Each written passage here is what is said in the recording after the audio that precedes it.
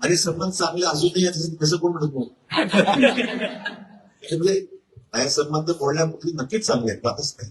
म्हणजे विरोधी पक्षाचे माझे संबंध काँग्रेसच्याही आमच्या सहकारी मित्रांशी आहे, राहुलजींशी आहे, पण शेवटी त्यांचा पक्ष वेगळा, माझा पक्ष वेगळा. त्यामुळे सरकारची जबाबदारी माझ्यावर काही सांगितली तर मी निश्चितच लक्ष घालून असं म्हणाले की अजूनही माझे राहुल गांधी यांच्याशी चांगले संबंध आहेत. या त्यांच्या नेमक्या वक्तव्याचा सध्याचा राजकीय अर्थ काय? नाही, आता अशोकरावजी चव्हाण यांनी कालच मी स्टेटमेंट बघितलं की राहुल गांधी यांचेही माझे चांगले संबंध आहेत.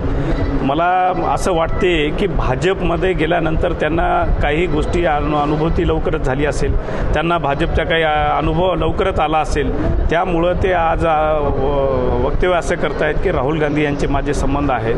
त्यामुळं याच्यावरून स्पष्ट होते की भाजपनी त्यांना पक्षामध्ये घेतलं, पण ते त्यांना ज्या स्तरापर्यंत न्यायला पाहिजे होतं ते भाजपमध्ये ते जाऊ शकले नाहीत. याचा अर्थ असं होतो की राहुल गांधींनी त्यांना त्या पक्षामध्ये जे व्यक्ती स्वातंत्र्य दिलेलं होतं, जे स्वातंत्र्य त्यांना दिलं होतं, त्या भाजपमध्ये काम करताना त्यांना ह्या अडचणी येत आहेत. पुन्हा काँग्रेसशी जवळीक साधण्याचा प्रयत्न त्यांचा या वक्तव्यातून आहे असं वाटतं? निश्चितच असू शकतो. आठवण आहे, काय वाटतं त्यांना काही वेळ लागलेली